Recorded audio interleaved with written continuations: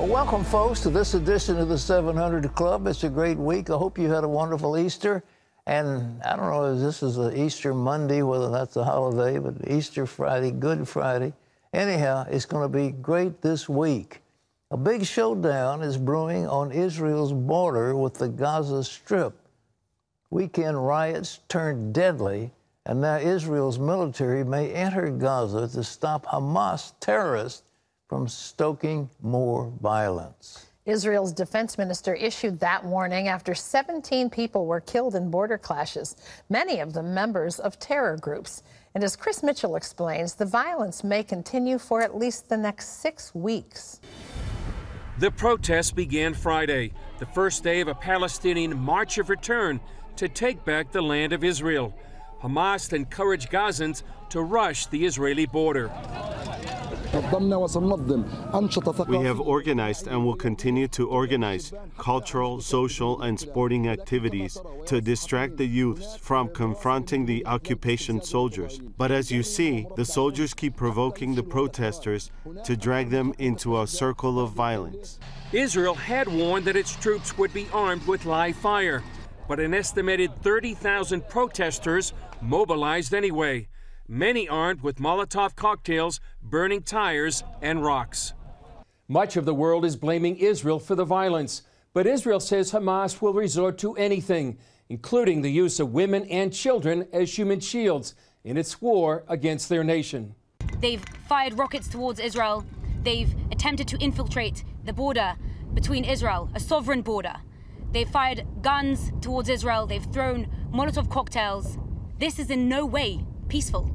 This is violence. Author and journalist David Bedeen has documented the Palestinian fight against Israel for decades. He says Hamas and others seek more than just a public relations victory in Gaza. And he says the UNRWA, the United Nations Relief and Works Agency, is funding and promoting their cause. And this is the first stage, which will last for 6 weeks. In the next 6 weeks, all the schools in UNRWA, the United Nations Relief and Work Agency, throughout the country, not only in Gaza, also in Judea, Samaria, and in Jerusalem, will be having programs to promote the right of return march on May 15th, when the children will be commanded to take back the homes they lost, or their grandparents lost, in 1948. Bedeen says it's no accident that the protest coincides with Israel's 70th anniversary and with the Trump administration's plan to move the U.S. Embassy to Jerusalem in May. Stage 2 will be much more massive, much more aggressive, and much more lethal in certain respects. And no one's ready for this. And I keep asking the people in the Israeli army, are you ready for the eventuality of children coming at you with guns? There's no real preparation for that. Chris Mitchell, CBN News, Jerusalem. What do you think?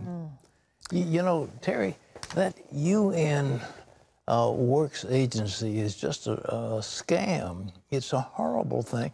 All they've done is keep those Palestinians in a state of turmoil, really. Of turmoil, and they keep talking about the right of return.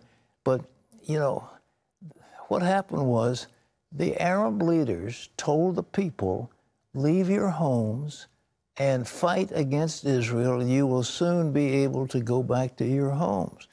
Well, they started a war, and they left their homes, but they lost the war. Yeah. And this agency is funded by the United Nations. That's done nothing but keep them in suspended animation for decades.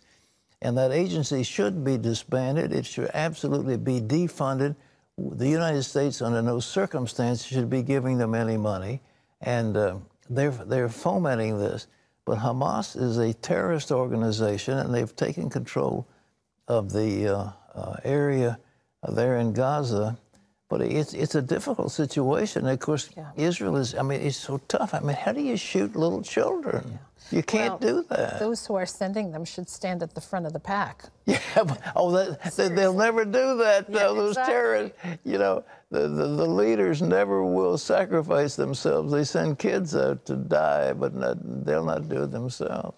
Unbelievable. Well, you wonder also why it seems so, when we're talking about it here, it seems so practical to look at it and say, we shouldn't have any funding involved in that. Why is it so hard for Washington to get that message? Well, you know, the liberal cause is always for the poor, oppressed Palestinians, and you know, they don't want peace. They have been offered a two-state solution along the way, but they don't want it. And, you know, now Erdogan of Turkey is claiming that Benjamin Netanyahu is a terrorist, and Netanyahu is saying, are you serious? Your army has, you know, attacked civilians, and we've got the most responsible army in the world, and how can you say this? But they're going back and forth. But it's a mess. But, you know, what's happening, ladies and gentlemen, is it's building to a crescendo, and something bad is going to happen.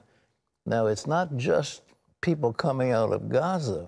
There's a huge caravan of migrants on the way to the U.S. border that has President Trump blasting Democrats in Congress. John Jessup has more on that. Thanks, Pat. DACA is dead and Democrats are to blame. That's what President Trump tweeted again this morning. The president accuses Democrats and Mexico of leaving the U.S. border wide open, and he's pushing back against what he calls big drug and people flows coming across the border. Heather Sells has the story. The future of hundreds of thousands of young immigrants known as Dreamers is in jeopardy once again after the president blamed Democrats for not passing legislation to fix DACA and called the program dead. The president made his comments as he headed into an Easter church service with the First Lady. A lot of people are coming in because they want to take advantage of DACA, and we're going to have to really see. They had a great chance. The Democrats blew it. So what did the president mean? He tweeted on Sunday and Monday about caravans coming after news reports that a group called People Without Borders had just organized a massive group of 1,000 Central Americans on a trek for the U.S. border.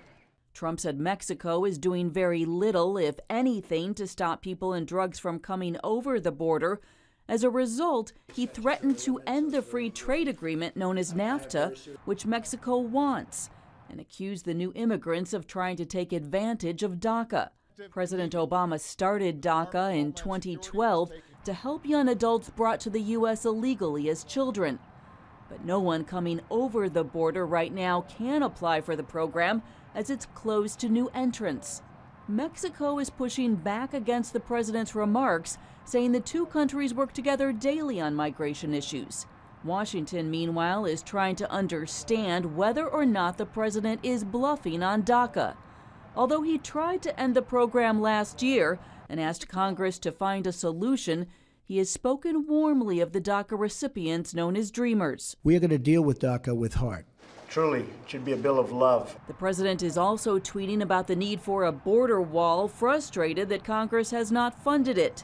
When it comes to DACA, Trump's hands have been tied by the courts. So it's in the hands of Congress, which so far has failed to send a bill to the president's desk. Heather Sells, CBN News. Thanks, Heather. And Pat, it doesn't look like Congress will do it this year. It's a tragedy. These people, they've lived here in America most of their lives, and they've gone to school here, they're getting jobs here, and now they face deportation.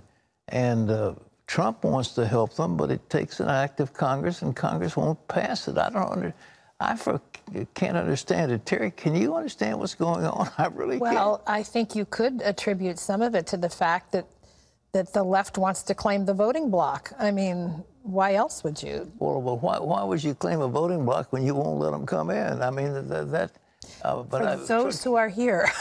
Yeah, well, Trump will be blamed for it, and you know, he's trying his best to get Congress to pass something. He can't do it unilaterally. It's just incredible that the Democrats who claim to want to help the immigrants would not pass a bill to let them in. And of course, the Republicans control Congress, but I guess there's a small minority of Democrats that I don't understand it. I really cannot fathom, because humanitarian compassion says these people should be taken care of, and a compassionate nation like America can certainly do it. Why can't they move on it? And why would they put the president in this kind of a situation? You know, we can't play politics with the lives of, you know, innocent people. And these are innocent people. They're not criminals. The one thing about keeping criminals out, and here you've got California wanting to make sanctuary for criminals. We can't do that. Well, the danger we're also facing is a possible trade war, and here's John with more on that. Well, Pat, China is slapping the U.S. with new tariffs. President Xi Jinping says he's responding to President Trump's tariff hike on steel and aluminum. So far, China has raised import duties on a $3 billion list of U.S. products like pork, apples, and nuts, which is expected to hit America's farm states the hardest. Well, North Korean dictator Kim Jong-un made a surprise visit to a concert with South Korean pop stars who were visiting his country. Footage showed him clapping from the second-floor VIP stand. He also took a group photo with the stars and said he was, quote, deeply moved by their performance. The concert highlights thawing ties between the two countries, and it comes as President Trump prepares to meet with Kim for a summit next month. But some caution Kim may be trying to weaken international sanctions and buy time to advance his nuclear bomb program. Fox and Friends just had its best year ever with 1.7 million viewers each day, including an influential resident of the White House. CBN's Jenna Browder sat down with host Ainsley Earhardt to talk about the show's growing influence and the key role she plays.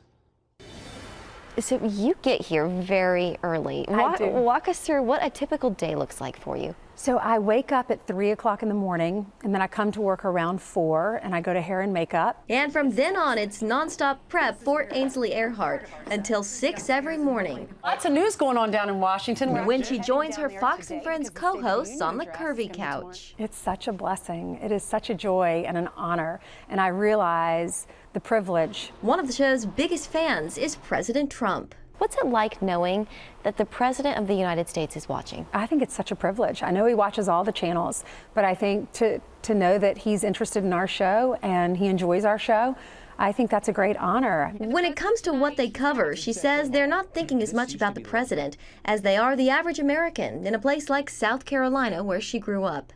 Most families in America are living paycheck to paycheck. So we bring you the stories. We tell you why you need to care about it, how we need to keep our own family safe, what you need to know. And so that's what's important to me. It's not because I know the president's watching and we need to have a certain narrative. One issue Earhardt speaks boldly about is her faith.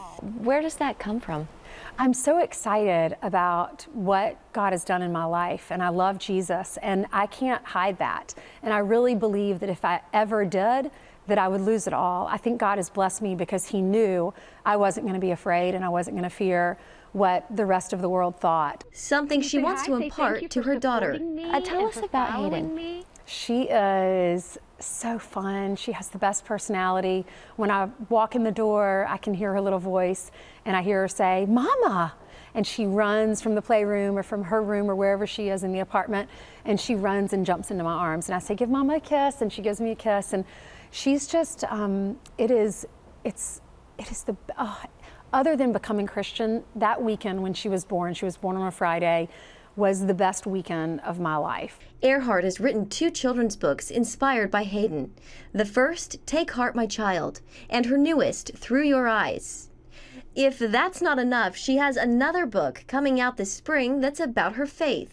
We have some quick headlines that were caught on camera. And how she got to where she is today. I am so grateful. I thank God all the time for it. And when I'm walking into Fox, still after being here for 11 years, I pinch myself and just say, "Really, God?" In New York, Jenna Browder, CBN News.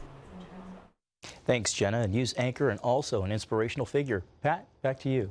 You know, years ago I was on as a guest on that show, and the thing of it is they have more fun. I mean, it's like everybody thinks a big joke. It's wonderful. I mean, it's just really, I mean, they just have a great time, and I think that communicates very, very well.